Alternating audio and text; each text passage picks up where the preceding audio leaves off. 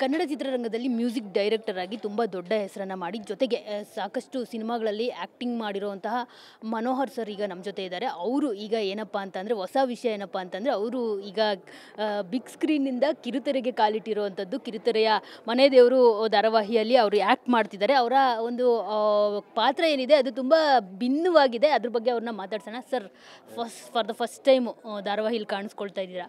So ನಿಮ್ಮ ಪಾತ್ರದ ಬಗ್ಗೆ ಆಗಲಿ, ಜೊತೆಗೆ ಯಾಕೆ ಅಂದರೆ ಬಿಗ್ ಸ್ಕ್ರೀನಲ್ಲಿ ಕಾಣಿಸ್ಕೊಂಡು ಆದಮೇಲೆ ಈಗ ಕಿರುತೆರೆಗೆ ಬರ್ತಿರುವಂಥದ್ದು. ಸೊ ಅಷ್ಟು ಇಷ್ಟ ಆಯಿತಾ ನಿಮಗೆ ಈ ಒಂದು ಪಾತ್ರ ಮಾಡೋದಕ್ಕೆ ಅಂತ? ನನಗೆ ಈ ಪಾತ್ರಗಳ ಜೊತೆ ಇರೋದ್ರಿಂದ, ಯಾಕಂದರೆ ನಾನು ತಿಂಡಿ ಪೋತನ ಪಾತ್ರ ಇದರಲ್ಲಿ. ಸೊ ತಿಂಡಿ ಪೋತ ಅಂದರೆ ಅಡುಗೆ ಮಾಡೋದು, ಮಾಡಿ ಎಲ್ಲರಿಗೂ ಅದನ್ನು ರುಚಿ ತಿನ್ನಿಸೋದು.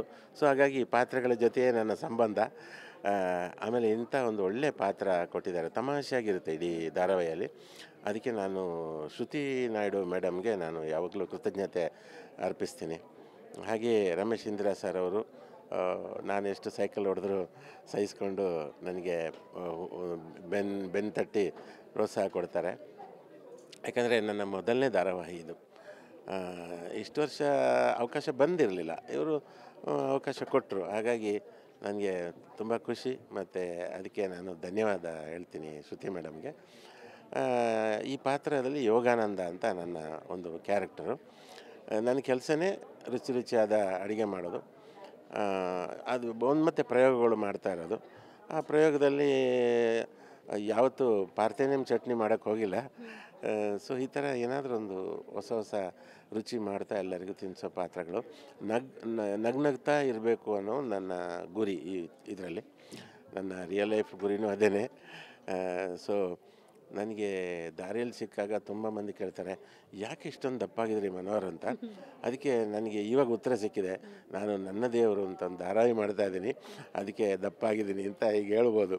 ಯಾಕಂದರೆ ನಮ್ಮ ಕಮಲ್ ಹಾಸನ್ ಅವರು ಯಾವುದೊಂದು ಪಾತ್ರ ದಪ್ಪಗಿನ ಪಾತ್ರ ಬೇಕು ಅಂದರೆ ದಪ್ಪ ಆಗ್ತಾರಂತೆ, ಆಮೇಲೆ ಸಣ್ಣಗಿನ ಪಾತ್ರ ಆಗಬೇಕಾದ್ರೆ ಸಣ್ಣಗೆ ಆಗ್ತಾರಂತೆ. ನಾನಿದರಲ್ಲಿ ದಪ್ಪಾಗಿದ್ದೀನಿ, ಇನ್ನು ಸಣ್ಣ ಆಗೋ ಅವಕಾಶ ಬರಲ್ಲ. ಸೊ ಒಂದು ಒಳ್ಳೆಯ ಪಾತ್ರ ಸಿಕ್ಕಿದೆ. ನನ್ನ ದೇವರು ಒಳ್ಳೆ ಧಾರಾವಾಹಿ, ತುಂಬ ಖರ್ಚು ಮಾಡಿದ್ದಾರೆ.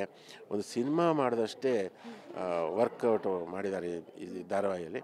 ಹಾಗಾಗಿ ಇದು ಜನಕ್ಕೆ ಖಂಡಿತ ಇಷ್ಟ ಆಗ್ಬೋದು. ಎಲ್ಲ ನೋಡಿ ಆನಂದಿಸಬೇಕು. ಸರ್, ಅಡುಗೆ ಮಾಡೋ ಪಾತ್ರದಲ್ಲಿ ಕಾಣಿಸ್ಕೊಂಡಿರೋದು ಅಂದರೆ ಅಡುಗೆ ಮಾಡೋ ಇಂಟ್ರೆಸ್ಟ್ ಇದ್ದು ಅಡುಗೆ ಮಾಡಿ ಬೇರೆಯವ್ರಿಗೆ ತಿನ್ನಿಸೋ ಪಾತ್ರ. ಸೊ ರಿಯಲ್ ಲೈಫ್ನಲ್ಲೂ ಆ ಥರ ಏನಾದರೂ ಮಾಡ್ತೀರಾ? ಅಂದರೆ ನೀವೇನಾದರೂ ಕುಕ್ಕಿಂಗ್ ಬಗ್ಗೆ ಏನಾದರೂ ಇಂಟ್ರೆಸ್ಟ್ ಇದೆಯಾ ಅಂತ? ಈಗ ಅಲ್ಲಿ ಮನೆಯಲ್ಲಿ ಕುಕ್ಕಿಂಗ್ ಡೈರೆಕ್ಟರ್ ನಾನು. ಅಂದರೆ ನನ್ನ ಹೆಂಡ್ತಿಗೆ ಅದು ಮಾಡು, ಇದು ಮಾಡು, ಆ ಥರ ಮಾಡು, ಈ ಥರ ಮಾಡು ಅಂತ ಹೇಳ್ತಾ ಇರ್ತೀನಿ. ನನಗೆ ಮಾಡೋಕ್ಕೆ ಬರುತ್ತೆ, ಆದರೆ ನಾನು ತುಂಬ ತಿಂಡಿ ಪೋತಾದ್ರಿಂದ ರಿಯಲ್ ಲೈಫಲ್ಲೂ ಸ್ವಲ್ಪ ಸೋಂಬೇರಿ. ಹಾಗಾಗಿ ನನಗೇನೇನು ಹೊಳೆಯುತ್ತೋ ಅದೆಲ್ಲ ನನ್ನ ಹೆಂಡ್ತಿಗೆ ಹೇಳಿ ಅವಳ ಕೈಲಿ ಮಾಡಿಸ್ತೀನಿ. ಅವಳು ಬಹುಶಃ ನಾನು ದಪ್ಪಾಗೋದಕ್ಕೆ ಇನ್ನೊಂದು ಕಾರಣ ಅವಳೇ ಅಂತ ಹೇಳ್ಬೋದು. ಯಾಕಂದರೆ ನನಗೆ ಬಗೆಯಾದ ರುಚಿಯಾದ ಅಡುಗೆ ಮಾಡಿ ಬಡಿಸಿ ನಾನು ಡಯಟ್ ಮಾಡೋದಾಗೆ ನೋಡ್ಕೋತಿದ್ದಾಳೆ.